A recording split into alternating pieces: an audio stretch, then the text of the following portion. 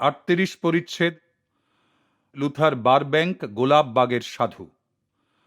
Luther বারব্যাংক একজন যুগান্তকারী মার্কিন উদ্ভিদ তত্ত্ববিদ, উদ্ভিদ রাজ্যের জাদুকর। অসীম ধৈর্য আর অপূর্ব মনীষা বলে ইনি উদ্ভিদ রাজ্যে নানা নূতন নূতন ফল ফুলের সৃষ্টি করেছেন। তার পরীক্ষা ক্ষেত্র ছিল ক্যালিফোর্নিয়ার সান্তা রোজা উদ্যান। একদিন যখন তার সঙ্গে সেখানে বেড়াচ্ছি, লুথার বারব্যাংক তখন এই জ্ঞান ও গর্ভ সত্যটি প্রকাশ করে বললেন, বৈজ্ঞানিক জ্ঞান ছাড়া উন্নত ধরনের উদ্ভিদ প্রজননের গুপ্ত রহস্য হল প্রেম। আমরা আহারযোগ্য এক প্রকার কাঁটা শূন্য মনুষা গাছের ঝাড়ের কাছে এসে তখন দাঁড়ালাম। তিনি বলতে লাগলেন, যখন আমি মনুষা গাছকে কাঁটা শূন্য করবার পরীক্ষা চালাচ্ছিলাম, তখন আমি প্রায়ই তাদের আদর করে ভালোবাসার কথা সব বলতাম। আমি তাদের বলতাম, তোমাদের কিচ্ছু ভয় নেই, আত্মরক্ষার জন্যে তোমাদের কাঁটার কি দরকার, আমি তোমাদের রক্ষা করব। ক্রমে ক্রমে দেখা গেল যে মরুভূমির সেই দারুণ কাঁটাওয়ালা ফণী মনুষার গাছ হতে একেবারে কাঁটা শূন্য এক বিশেষ শ্রেণীর গাছের উদ্ভব হয়েছে। এই অলৌকিক ব্যাপারের কথা শুনে তো আমি একেবারে মুগ্ধ হয়ে গেলাম। বললাম, প্রিয় লুথার সাহেব, আমাকে কতকগুলো ক্যাকটাসের পাতা দেবেন তো, মাউন্ট ওয়াশিংটনে আমার বাগানে পুঁতব। কাছেই একটা মালি দাঁড়িয়েছিল, তাড়াতাড়ি কতকগুলো পাতা ছাঁটতে শুরু করে দিল। বারব্যাংক তাকে বারণ করে বললেন, থাক থাক, আমি নিজেই স্বামীজির জন্য পাতা তুলে দিচ্ছি, বলে আমায় 3টি পাতা তুলে দিলেন। বাগানে সেগুলি লাগাতে খুব বড় হয়ে উঠল দেখে ভারী আনন্দ হলো। সেই বিখ্যাত উদ্ভিদ তত্ত্ববিদ আমায় বলেছিলেন যে তার প্রথম উল্লেখযোগ্য সাফল্য হচ্ছে সুবৃহৎ আলু। তার নিজ নামে এখন যা পরিচিত, বিরাট প্রতিভা ও অক্লান্ত পরিশ্রমে তিনি প্রকৃতিতে নানা বর্ণ সংকর জাতের সৃষ্টি করে পৃথিবীকে বহু নূতন আর উন্নত ধরনের ফল ফুল উপহার দিয়েছেন। যেমন তার নামে পরিচিত নূতন ধরনের টমেটো, ভুট্টা, স্কোয়াশ, চেরি, কুল, নেকটারিন, বেরি, পপি, লিলি, গোলাপ ইত্যাদি। লুথার সাহেব যখন আমায় তার সেই বিখ্যাত বাদাম গাছের কাছে নিয়ে গেলেন, তখন আমি আমার ক্যামেরার মুখ সেদিকে ফেরালাম। এই বাদাম গাছ থেকে তিনি প্রমাণ করেছিলেন যে প্রাকৃতিক বিবর্তন দ্রুততম গতিতে বৃদ্ধি করা যেতে পারে। তিনি বললেন, মাত্র 16 বছরে এই বাদাম গাছে এমন প্রচুর ফলন হয়েছিল যে কোনো সাহায্য না পেয়ে প্রকৃতিকে তেমনভাবে ফল ফলাতে গেলে অন্তত তার দ্বিগুণ সময় তো লাগতই। বারব্যাংকের ছোট্ট পালিতা কন্যাটি তার একটি পোষা কুকুর নিয়ে লাফাতে লাফাতে বাগানে এসে ঢুকল। লুথার সাহেব সস্নেহে তাকে দেখিয়ে দিয়ে বললেন, ও হচ্ছে আমার মানবতরু। সমগ্র মানব জাতিকে আমি একটি বিরাট বনস্পতির মতোই মনে করি। তাদের পূর্ণ বিকাশ আর চরম পরিণতির জন্য দরকার প্রেম, প্রকৃতির মুক্ত আলো বাতাস আর সুচতুর নির্বাচন ও মিলন সংগঠন। আমার নিজেরই জীবনকালে বৃক্ষলতার বিবর্তনে এমন সব আশ্চর্য উন্নতি আমি দেখেছি যে তাতে করে আমার খুবই আশা হয়, যদি এর সন্তান সন্ততিদের সরল আর সুসঙ্গতভাবে জীবনযাত্রা নির্বাহ করতে শিক্ষা দেওয়া হয়, তাহলে জগৎ আরো সুন্দর, আরো স্বাস্থ্যবান হয়ে উঠবে। প্রকৃতি এবং প্রকৃতির স্রষ্টা সেই ঈশ্বরেই আমাদের ফিরে যেতে হবে। লুথার সাহেব, আপনি আমার রাঁচি বিদ্যালয়ের মুক্ত আকাশতলে পঠন পাঠনের ব্যবস্থা আর সেখানে শান্তির আবহাওয়ায় সরল অনাড়ম্বর জীবনযাপন দেখলে নিশ্চয়ই খুশি হবেন। আমার যে কথাগুলি বারব্যাংকের হৃদয়তন্ত্রীর এক কোমল পর্দায় গিয়ে আঘাত করলে, সেটি শিশু শিক্ষা। প্রশ্নের পর প্রশ্ন তুলে তিনি আমাকে অস্থির করে তুললেন। তার শান্ত গম্ভীর চোখ দুটি আগ্রহে উদ্দীপ্ত। অবশেষে তিনি বললেন, স্বামীজি, আপনার বিদ্যালয়ের মতো বিদ্যালয়ই আগামী সহস্রাব্দের একমাত্র আশা। আমি বর্তমান যুগের শিক্ষা ব্যবস্থার ওপর একেবারে বীতশ্রদ্ধ। এরূপ শিক্ষা প্রকৃতি থেকে বিচ্ছিন্ন সমস্ত ব্যক্তিত্বের শ্বাস রোধ করে। আপনার শিক্ষার যে কার্যকরী আদর্শ, তার সঙ্গে আমি মনে প্রাণে এক। এই সৌম্য মূর্তি ঋষিটির কাছ থেকে বিদায় নেবার সময় তিনি একটি ছোট্ট বইয়ে স্বাক্ষর করে সেটি আমায় উপহার দিয়ে বললেন, এই আমার বই, the training of the human plant. এখন চাই নূতন ধরনের শিক্ষা আর চাই নির্ভীক পরীক্ষা। সময়ে সময়ে খুব দুঃসাহসী পরীক্ষার ফলে সর্বোৎকৃষ্ট ফল ফুলের উৎপাদন সম্ভব হয়েছে। শিশু শিক্ষায় নূতন প্রণালী প্রবর্তনেও তেমনি দুঃসাহসী তেমনি বহুল পরীক্ষা প্রয়োজন। গভীর আগ্রহে তার সেই বইটি আমি রাত্রিতেই পড়ে শেষ করে ফেললাম। জাতির গৌরবময় উজ্জ্বল ভবিষ্যতের প্রতি দৃষ্টিপাত করে তিনি লিখেছেন, এই পৃথিবীতে সবচেয়ে বেশি অনমনীয় সজীব বস্তু যাকে পরিবর্তন করা অত্যন্ত কঠিন, সে হচ্ছে একটি গাছ, যার কতকগুলি অভ্যাস একেবারে বদ্ধমূল হয়ে গেছে। স্মরণ রাখবেন, এই গাছটি যুগ যুগান্তর ধরে তার বৈশিষ্ট্য বজায় রেখে এসেছে। হয়তো এই গাছটির উৎপত্তি অনুসরণ করে কালপ্রবাহের মধ্য দিয়ে ফিরে গেলে তাকে আদি প্রস্তরের স্তরের মধ্যেই দেখতে পাওয়া যাবে।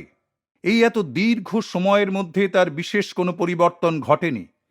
আপনার কি মনে হয় না যে এই যুগ যুগান্তরের জন্ম মৃত্যুর পর গাছটির অপূর্ব দৃঢ়তা সম্পন্ন কোনো ইচ্ছা, তাকে ইচ্ছা যদি বলতে চান বলুন, তার অধিগত হয়নি?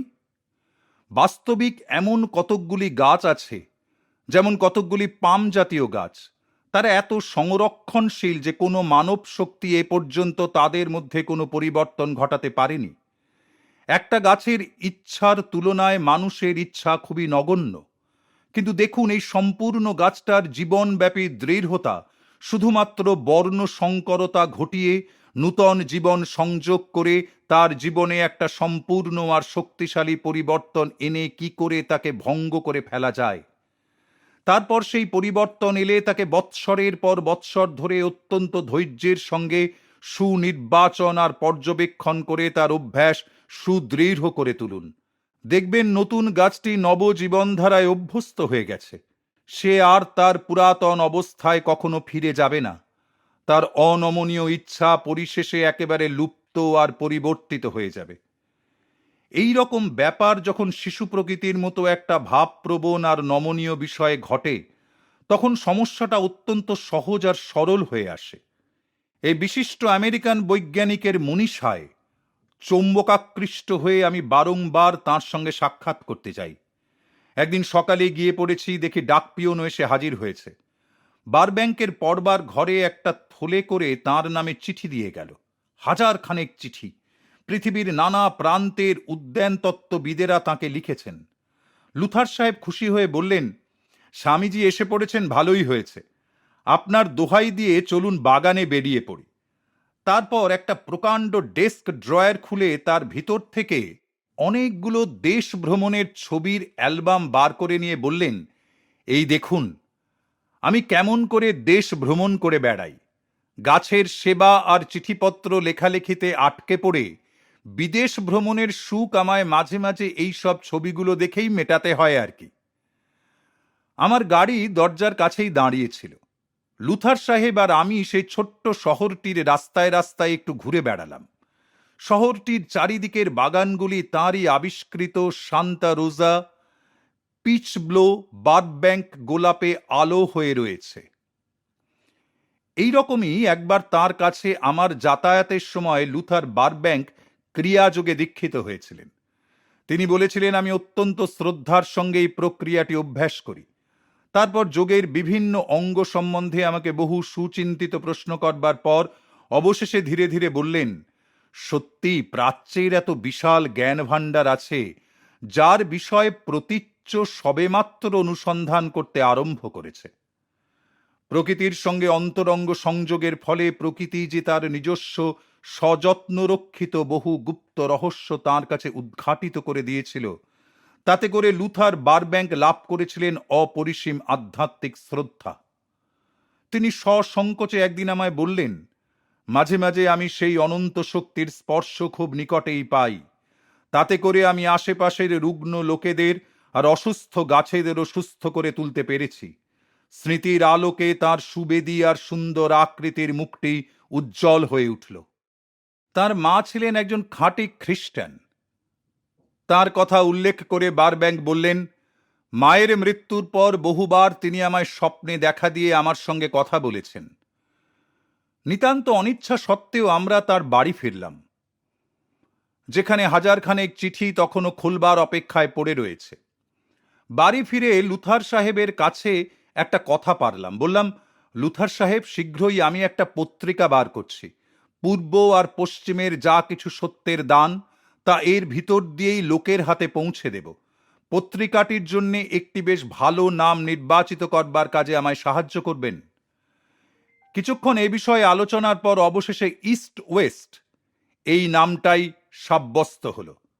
তারপর পুনরায় তাঁর পড়বার ঘরে প্রবেশ করবার পর বারব্যাংক সাহেব বিজ্ঞান ও সভ্যতা এই নামে তাঁর একটি লেখা আমায় পড়তে দিলেন। লেখাটি পেয়ে আমি সকৃতজ্ঞভাবে বললাম, ইস্ট ওয়েস্টের প্রথম সংখ্যাতেই এই লেখাটি বেরোবে। আমাদের অন্তরঙ্গতা গভীর থেকে গভীরতর হতে আমি বারব্যাংক সাহেবকে আমেরিকার সাধু বলে অভিহিত করতে লাগলাম। প্রায় আমি বলতাম, দেখো, ইনি এমন এক ব্যক্তি যার মধ্যে কোনো খল কপটতা নেই। তার হৃদয় ছিল অতল গভীর, সুদীর্ঘ অভ্যস্ত নম্রতা, ধৈর্য আর ত্যাগে ভরপুর। গোলাপ বাগানের মধ্যে তার ছোট বাড়িটি ছিল নিতান্তই সরল আর অনাড়ম্বর। বিলাসিতা আর তুচ্ছ কতকগুলি সম্পদের অসারতার বিষয় তিনি বুঝতেন। তার বৈজ্ঞানিক প্রতিভার খ্যাতি যে নম্রতার সঙ্গে তিনি বহন করতেন, তাতে বারংবার এই কথাই আমার মনে হতো যে গাছ ফল ভারাবনত হলে আপনি নত হয়ে পড়ে, আর ফলহীন বৃক্ষেরাই নিষ্ফল গর্বে মস্তক উত্তোলন করে দাঁড়িয়ে থাকে। 1926 সালে আমি যখন নিউ ইয়র্কে, তখন আমার প্রিয় বন্ধুবর ইহলোক পরিত্যাগ করেন। সজল নয়নে আমি ভাবলাম, আহা, তার সঙ্গে দেখা হলো না। তার একটিবার মাত্র দেখা পাবার জন্যে আমি এখান থেকে সান্তা রোজা পর্যন্ত হেঁটে যেতে পারি। আমার সব সেক্রেটারি আর অতিথি অভ্যাগতদের কাছ থেকে নিজেকে দূরে রেখে তারপর দিন রাত 24 ঘন্টা ধরে আমি নির্জনতার মধ্যে অতিবাহিত করি। তার পরের দিন লুথার সাহেবের একটি মস্ত বড় ছবির সামনে তার আত্মার মঙ্গল কামনায় পারলৌকিক ক্রিয়ার জন্য আমি একটি বৈদিক অনুষ্ঠান পালন করি। হিন্দু অনুষ্ঠানের উপযোগী সাজসজ্জায় সজ্জিত হয়ে আমার কতকগুলি আমেরিকান শিষ্য দেহের পঞ্চভৌতিক উপাদানের প্রতীক অগ্নি, জল আর পুষ্প প্রদান করে তাদের পঞ্চভূতে বিলীন হওয়া উপলক্ষে স্তোত্র পাঠ করল। যদিও লুথার বারব্যাংকের দেহ আজ তাঁর সান্তা রোজার বাগানে বহুদিন আগে রোপিত এক লেবানন সিডার বৃক্ষতলে শায়িত, আমার কাছে কিন্তু তাঁর আত্মার প্রকাশ চলার পথে রাস্তার ধারে আলো হাসিতে উজ্জ্বল, প্রস্ফুটিত প্রতি ফুলে ফুলে। প্রকৃতির বিরাট আত্মার সঙ্গে সাময়িকভাবে মিশে গিয়ে লুথার বারব্যাংক কি উষার সঙ্গে একত্রে চরণ ফেলছেন না, বাতাসের কানে কানে কথা কইছেন না? তার নাম আজ সাধারণ ভাষার অঙ্গীভূত একটি শব্দরূপে প্রচলিত হয়েছে। ওয়েবস্টারের নিউ ইন্টারন্যাশনাল ডিকশনারিতে বারব্যাংক সকর্মক ক্রিয়ারূপে শব্দের তালিকাভুক্ত হয়েছে, যার অর্থ দেওয়া হয়েছে জোড় বাঁধা বা কলম করা। সুতরাং রূপক অর্থে তা বোঝায় মন্দ লক্ষণগুলি পরিত্যাগপূর্বক উত্তম বৈশিষ্ট্যগুলো পদ্ধতিগত বা প্রতিষ্ঠানগত সংযোজিত করে কোনো কিছুর উন্নতি সাধন করা। বারব্যাংক কথাটির অভিধানে প্রদত্ত সংজ্ঞা পাঠ করে আমি বলে উঠলাম, প্রিয়তম বারব্যাংক, আপনার নামটাই হচ্ছে উৎকর্ষ আর সাধুতার এক প্রতিশব্দ। লুথার বারব্যাংক, সান্তা রোজা, ক্যালিফোর্নিয়া, ইউএসএ, 22শে ডিসেম্বর 1924। আমি স্বামী যোগানন্দের যোগদা প্রণালী পরীক্ষা করে দেখেছি, আর আমার মতে মানুষের দৈহিক, মানসিক আর আধ্যাত্মিক প্রকৃতির শিক্ষা আর সামঞ্জস্য বিধানে এ আদর্শ স্থানীয়।